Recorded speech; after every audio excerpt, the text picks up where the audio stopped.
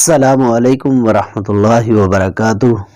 محترم سامعین، اللہ تعالیٰ کی عطا کی ہوئی بے شمار نعمتوں میں سے ایک نعمت ایسی ہے جو اللہ تعالیٰ کی مخلوق نہیں ہے بلکہ اس کا عظیم الشان کلام ہے، جو اس نے اپنے آخری رسول صلی اللہ علیہ وآلہ وسلم پر اپنے بندوں کی رہنمائی کے لیے نہ صرف نازل کیا بلکہ محض اپنے لطف و کرم سے قیامت تک کے لیے اس کو محفوظ بھی کر دیا۔ ہم پر لازم ہے کہ ہم اپنے پروردگار کی اس عظیم نعمت کا شکر ادا کرنے کے لیے نہ صرف یہ قرآن حکیم صحیح طور پہ اصولوں کے مطابق سیکھنے کی کوشش کریں بلکہ علماء کرام کی رہنمائی میں اس کے معانی میں تدبر اور غور و فکر بھی کریں اور اپنی زندگی کے ہر شعبہ میں قرآنی ہدایات پر عمل پیرا ہوتے ہوئے رہتی دنیا تک اس کے نور کو پھیلانے کے لیے اپنی توانائیاں بھی حتی الامکان صرف کریں۔ قرآن پاک کو صحیح اصولوں کے مطابق صحیح طور پر پڑھنے کے لیے جو علم سیکھا جاتا ہے اس علم کو علم تجوید کہتے ہیں، اور اس کا سیکھنا اور اس کے اصولوں کے مطابق قرآن پاک کی تلاوت کرنا ایک تو اس لیے ضروری ہے کہ تجوید سیکھے بغیر قرآن پاک کی تلاوت کرنے سے بعض اوقات ایسی غلطیاں ہو جاتی ہیں جن سے بالکل معنی بدل جاتے ہیں، حتیٰ کہ بعض اوقات کفریہ بول منہ سے نکل جاتے ہیں، اور اگر نماز پڑھنے کے دوران ایسی غلطی ہو جائے تو نماز ٹوٹ بھی جاتی ہے۔ اس بات کو ہم چند ایک مثالوں سے سمجھتے ہیں جس سے آپ کو واضح ہو جائے گا کہ قرآن پاک کو تجوید کے ساتھ پڑھنا کتنا لازمی ہے۔ اگر ہم نہیں پڑھتے تو ہماری نمازوں کا کیا حال ہوگا کہ نماز کے اندر ہی ہم نے ایسی غلطیاں کر دی کہ بجائے وہ نماز اللہ کے ہاں قبول ہو جائے، ہمیں اجر و ثواب عطا کروائے، وہ پرانے کپڑے میں لپیٹ کے ہمارے منہ پر مار دی جاتی ہے۔ کیوں؟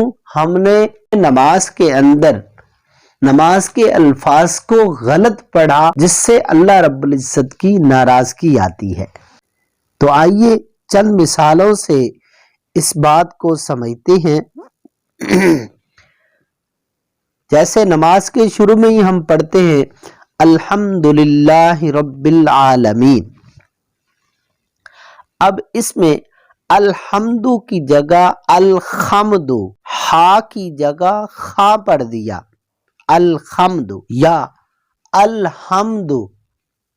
حق والی کی جگہ ہم نے آنکھوں والی ہا پڑھ دی۔ اس طرح پڑھنے سے اللہ تعالیٰ کی تعریف کے بجائے برے معنی بن جاتے ہیں، اللہ کی تعریف نہیں ہوتی بلکہ برائی ہو جاتی ہے۔ اسی طرح آگے ہم نماز میں پڑھتے ہیں انعمت علیہم۔ اب انعمت علیہم میں انعمت کی جگہ ہم نے انعمت یا انعمتی پڑھ دیا، تو اس کا نقصان کیا ہوا؟ دیکھیں، انعمت کی جگہ ہم نے انعمت پڑھا، یعنی تا پہ زبر کی بجائے تا پہ پیش پڑھ دی، تو اس کا مطلب کیا ہوا؟ اس کا مطلب یہ ہوا کہ ہم نے کہنا تو یہ تھا نا، ہم اللہ کی بارگاہ میں عرض کر رہے ہیں کہ اے اللہ تو نے انعام کیا، یہ تا پہ زبر پڑھتے تو، لیکن تا پہ پیش پڑھی تو ہم نے کیا کہا؟ میں نے انعام کیا، یعنی اللہ والی بات ہم نے اپنی طرف منسوب کر دی، نمازی نے اپنے لیے کہہ دی، کتنی بڑی غلطی ہے۔ اسی طرح تا پہ زبر کی بجائے تا پہ زیر پڑھ دی، تو اب زبر کا مطلب تو یہ تھا کہ ہم نے اللہ کو عرض کی کہ یا اللہ تو نے انعام کیا، لیکن جب تی پڑا تو ہم نے کہا موجود عورت نے انعام کیا۔ اب اللہ والی بات ہم نے عورت کی طرف منسوب کر دی، یعنی عورت نے یہ کام کیا۔ تو اتنی بڑی غلطیاں ہم نماز میں اکثر کر جاتے ہیں، بہت سارے ہمارے نمازی بھائی یہ غلطیاں کر جاتے ہیں۔ پھر اسی طرح سورۃ الکافرون میں لا اعبد، یہ لا اعبد کو ہم نے لمبا کرنے کی بجائے لا اعبد پڑھ دیا، تو اس سے کیا فرق پڑا، معنی کیسے بدلا؟ غور کیجئے گا، ہم بہت بڑی غلطیاں کر جاتے ہیں نماز میں کہ لا اعبد کا مطلب ہے نبی پاک صلی اللہ علیہ وسلم، قرآن پاک کے اندر اللہ رب العزت نے ان کو مخاطب کر کے فرمایا کہ آپ کہیں کہ اے کافرو، جن بتوں کی تم پوجا کرتے ہو میں ان کی لا اعبد، میں ان کی پوجا نہیں کرتا۔ لیکن جب لا اعبد کی جگہ لا اعبد کہہ دیا گیا تو پھر کیا ہوگا؟ پھر یہ ہوگا کہ جن بتوں کی تم پوجا کرتے ہو میں بھی انہی بتوں کی پوجا کرتا ہوں۔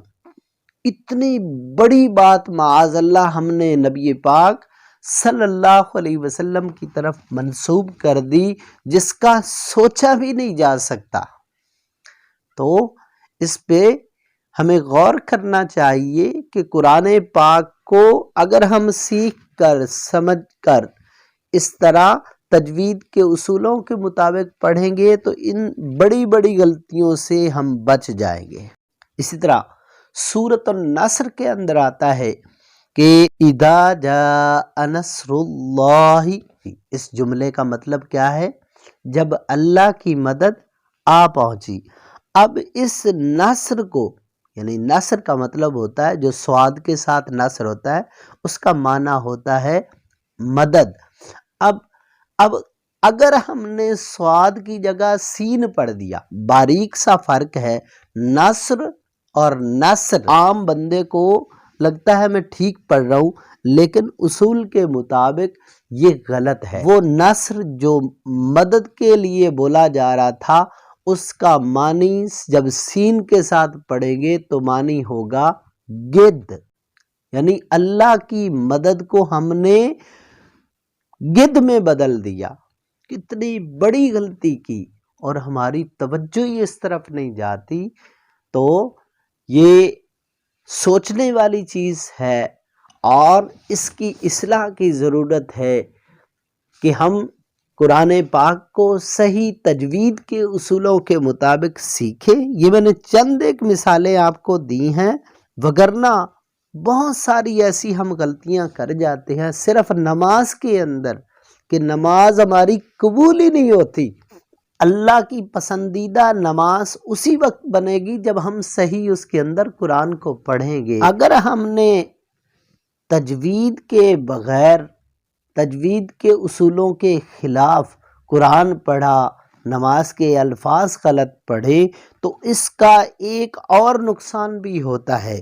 وہ نقصان کیا ہے کہ قرآن کی تلاوت کرنے والے کو وہ لطف اور قرب الہی، یعنی اللہ کا قرب حاصل نہیں ہوتا، بلکہ دوری ملتی ہے، بلکہ اللہ تعالیٰ سے اس بندے کے دور ہونے کا خدشہ ہے کہ کہیں وہ اللہ سے دور نہ ہو جائے۔ تو لہذا قرآن پاک کو تجوید کے ساتھ پڑھا بھی جائے، لہذا قرآن پاک کو تجوید کے ساتھ۔ ان چند ایک مثالوں سے یہ بات واضح ہو گئی کہ قرآن پاک کو تجوید کے اصولوں کے مطابق پڑھنا بہت ضروری ہے، وگرنہ ہم اتنی بڑی بڑی غلطیاں کرتے رہیں گے اور ہمیں پتہ ہی نہیں چلے گا۔ ہماری نمازیں بھی خراب ہوں گی اور ہماری تلاوت بھی خراب ہوگی۔